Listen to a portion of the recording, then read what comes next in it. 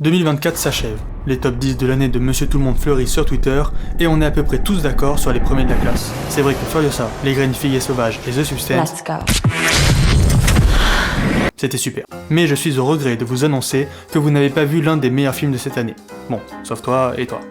Parce que oui, l'épopée d'un vendeur de pommes ivre qui devient le plus grand trappeur d'Amérique existe, finit les drames sociaux au message engagé, et place à la comédie brute.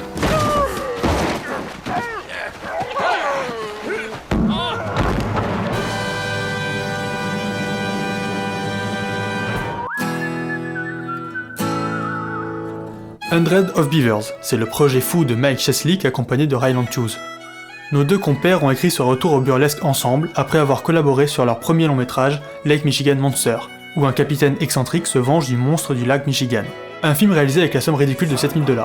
Pour ce deuxième film, ils gardent leur méthode de travail, mais cette fois-ci avec un budget de 150 000. Cheslick réalise et crée tous les effets visuels pendant que Hughes incarne le rôle principal. Le reste de l'équipe ne change pas d'un projet à l'autre, ils sont entourés d'amis et de leur famille, comme le père de Hughes qui s'est occupé des différents décors et de certaines musiques.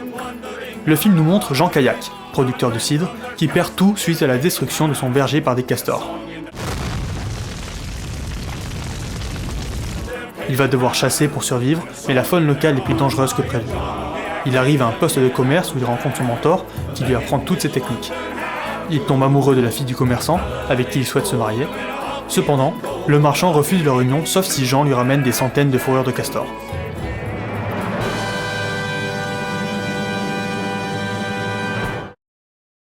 Normalement, rien qu'avec ça, vous êtes convaincus.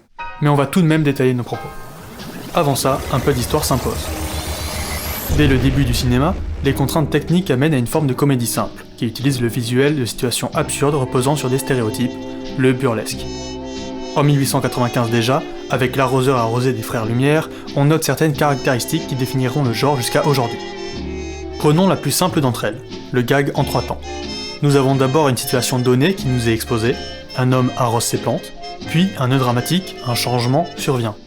Un enfant coupe l'arrivée d'eau, ce qui entraîne la chute, l'arroseur est arrosé. Toute cette construction a pour but de nous autoriser à nous moquer d'un personnage subissant de multiples tourments, sans conséquences graves pour lui. Quand Charlot passe à travers les rouages de la machine, il en ressort sans aucune blessure. Tout cela n'était que prétexte au gag.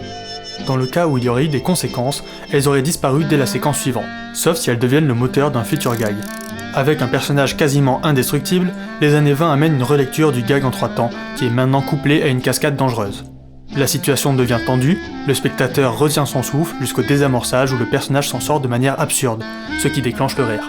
Parallèle amusant, contrairement à son personnage, Keaton, grand spécialiste du danger qu'il est, se blessera de nombreuses fois lors de ces cascades. À partir de 1927, l'arrivée du sonore et de l'ère moderne du cinéma permettent de dépasser les contraintes techniques tout en gardant l'essence du burlesque. Les situations perdent en théâtralité et deviennent plus réalistes et détaillées. Désormais, le gag passe aussi par d'autres moyens, le rythme est repensé avec des films qui se permettent des longueurs, les gags sonores font leur apparition, ou du moins renforcent les gags visuels, et les dialogues sont de plus en plus présents et constituent une entrée vers la comédie absurde. Hein?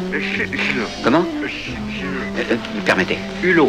Même avec une technique avancée, le genre garde son essence, notamment avec le protagoniste identifiable que l'on suit de film en film. Jacques Tati revient toujours avec le même costume, les mêmes manières, qui définissent son personnage comme Chaplin avec Charlot. On peut noter 2 cas particuliers qui dépassent ce principe. Que ce soit De Funès ou Jim Carrey, l'acteur dépasse le personnage en utilisant une gestuelle qui lui est propre tout au long de sa filmographie.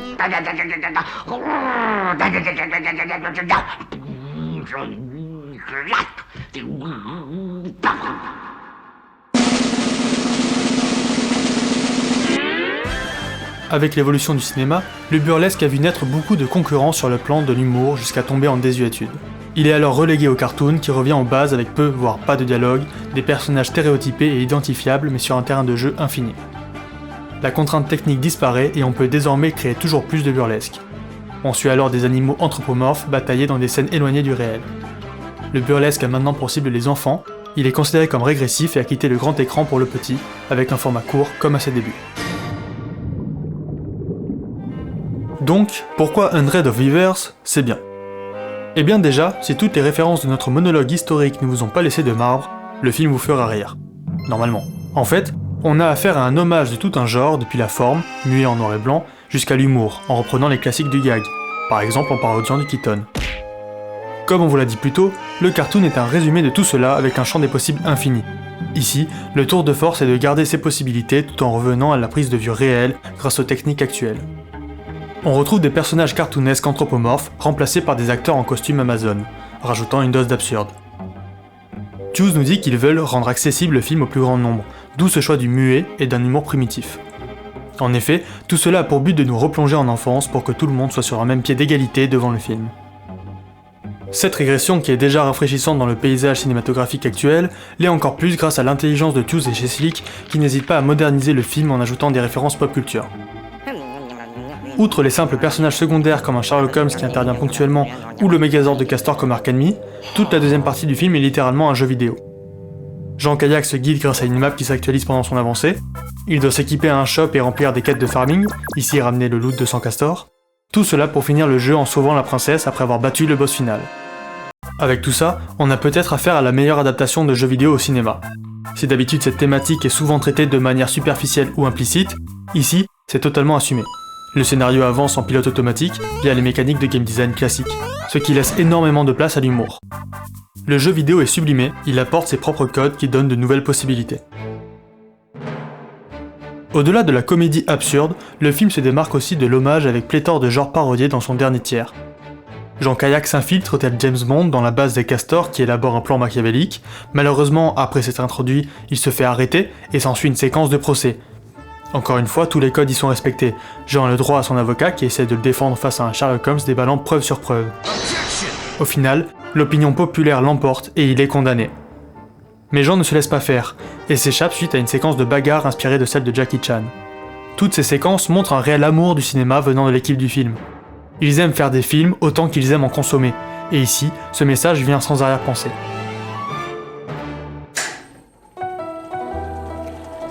Ces dernières années, lorsqu'un film a pour objectif principal de communiquer l'amour de son réalisateur envers le 7ème art, ce message est suivi d'un état des lieux et de l'opinion de celui-ci, qu'il soit positif ou négatif. Et que ce soit Babylone ou Fablesman en début 2023, Chazelle et Spielberg utilisent leur nostalgie comme moteur. A l'inverse, Choose et Cheslick utilisent les codes de certains films comme pour jouer à leur tour avec ceux qu'ils aiment, sans aucun jugement. Bref, comme des enfants, ils s'amusent et nous invitent à venir jouer avec eux.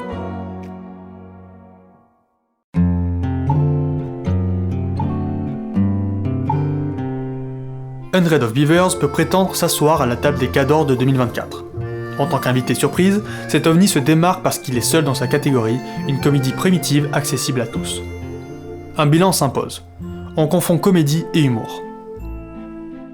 Actuellement, les films catégorisés en tant que comédie sont toujours associés à un autre genre. Comédie dramatique, comédie sociale, comédie musicale, tous ces films sont en réalité juste des drames, des films sociaux et des films musicaux avec une rythmique narrative créée par des moments plus légers voire drôles. Si ces films présentés comme des comédies ne contiennent plus forcément d'humour, alors où est-il allé ? Eh bien nous le retrouvons au sein de genres plus populaires comme les films d'action ou d'aventure, qui l'utilisent pour désamorcer des situations potentiellement trop dramatiques ou sérieuses pour un large public. L'humour est donc réduit à un simple outil au service de la narration. Avec Hundred of Beavers, Choose et Cheslick font de la comédie pour de la comédie, de l'humour pour de l'humour, ils retournent au principe fondateur du genre, nous faire rire.